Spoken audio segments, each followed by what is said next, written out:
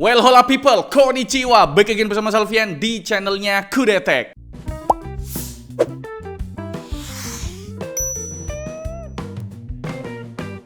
Siapa sih bre yang nggak tahu seri Tough Gaming? Ya sudah pasti banyak dong. Memang kalau dari segi popularitas, Tough Gaming ini masih kalah jauh sama ROG atau abangnya. Bahkan saking populernya si ROG, banyak orang awam yang nggak tahu kalau ROG itu sub-brandnya dari Asus. Ini tuh kalau di dunia permobilan ya, itu mirip Lexus sama Toyota bre. Jadi orang tuh nggak tahu kalau Lexus tuh punya Toyota gitu ya, seri flagshipnya Toyota maksudnya. Jadi bre, seri Tough Gaming itu dibikin buat jadi alternatifnya ROG. Secara harga pastinya produk Tough Gaming itu lebih menarik dari price to performance-nya. Kayak contohnya produk monitor gaming terbaru mereka yaitu Tough Gaming VG27 AQ-ML5.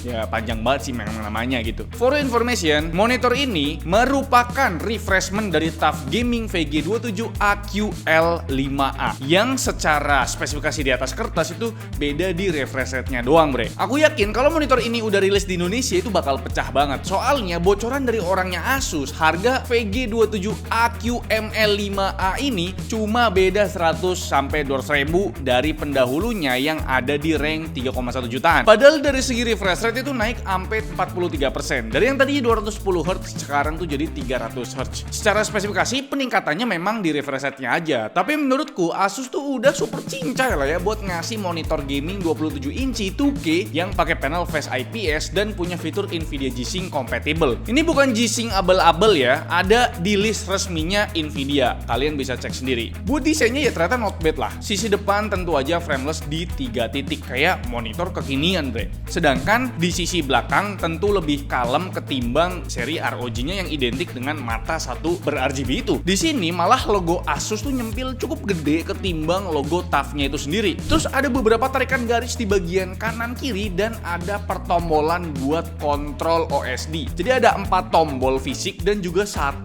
pentil joystick bre. UI OSD-nya sendiri tuh punya finishing gold khasnya Tough Gaming. Isian menunya tuh cukup beragam ya, mulai dari gaming, image, color, sampai sistem setup. Tiap menunya tuh terdapat berbagai sub menu yang kalau kita sebutin satu persatu itu bakal kepanjangan ya. Sub menu yang perlu kita highlight itu ada sub menu variable overdrive, game plus, dan game visual di menu gaming. Terus di menu image ada pengaturan level brightness, kontras, terus ada sub menu color space, color temperatur, dan saturation di menu color. Dan di menu sistem setup ada sub menu power setting biar kita tuh bisa keluarkan semua potensi dari monitor ini dengan aktifin performance mode. Monitor ada performance modenya bre. Kalau buat percolokan duniawi itu ternyata udah ngadep bawah semua nih ya. Jadi kagak perlu khawatir perkabelannya tuh bakal mentok di tembok. Isinya terdiri dari port power model AC, terus ada 1 buah display port 1.4, 2 buah port HDMI 2.1 yang udah support FRL. Jadi walaupun cuma pakai HDMI, kita tuh tetap dapetin refresh rate mentok up to 300 Hz tanpa disunat. Terus ada earphone jack dan ada 1 buah port USB Type-C yang ternyata kagak bisa dipakai ya karena memang cuma bersifat service port. Jadi nggak bisa dipakai ngecharge, nggak bisa dipakai transfer data, bahkan nggak bisa dipakai buat ngedisplay. Mungkin service port ini cuma bisa kepake sama teknisinya Asus doang kali ya, buat keperluan service ataupun ya update firmware gitu loh. Oke, sekarang kita lanjut ngebahas base stand-nya. Pakai base model V yang selalu jadi momok menakutkan buat gamers yang mejanya sempit. Ini makan tempat ternyata bre ya. Tapi menurutku ya termaafkan oleh stand-nya yang gagah banget ya, dan tentu aja full ergonomis. Bisa tilting minus 5 sampai 20 derajat, bisa swivel hadap kanan kiri 20 derajat juga, bisa high adjustment sampai 130 mm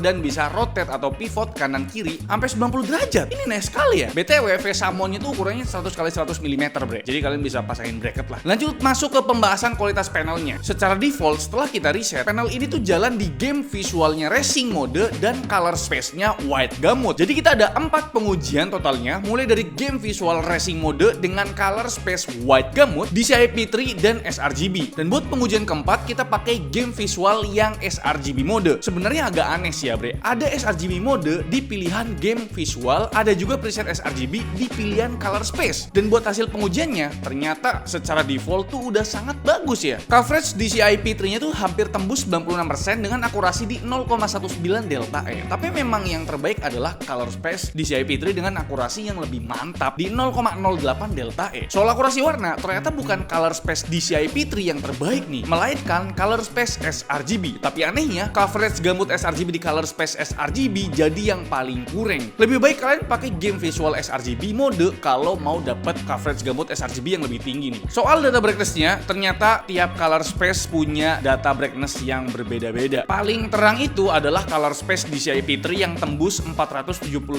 nits, sedangkan white yang paling redup adalah settingan defaultnya yang pakai color space white gamut. Soal akurasi putih, yang terbaik adalah game visual sRGB mode dengan akurasi di angka 1,3 delta E. Lanjut ke data black point, lagi-lagi game visual sRGB mode jadi yang paling gelap dan paling akurat di angka 1,1 delta E, bre. Lanjut ke pembahasan motion blur dan ghostingnya juga. Monitor ini udah dibekali fitur Nvidia G-Sync compatible dan juga eLMB atau extreme low motion blur buat ngurangin motion blur sekaligus mencegah screen tearing, bre. Dan ini bukan omon-omon atau gimmick belaka ya. Dari hasil UFO test yang kita tangkap, beneran minim blur kalau pakai fitur eLMB ini. Tapi memang konsekuensinya menimbulkan efek ghosting yang jelas terlihat pada UFO. Terlebih di background yang rada gelap kayak gini, bre. Menurutku, fitur eLMB ini paling cocok ya buat main game bergenre open world, racing, atau arcade ya. Biar objek apapun dalam gamenya itu bakal terlihat lebih detail, sinematik, dan juga dramatis. Sedangkan kalau buat main game FPS yang pergerakannya itu super cepat, menurutku kalian pakai aja fitur overdrive. Soalnya fitur overdrive ini ngurangin efek ghosting, jadi musuh yang muncul tiba-tiba itu bisa kelihatan tajam tanpa bayangan, biar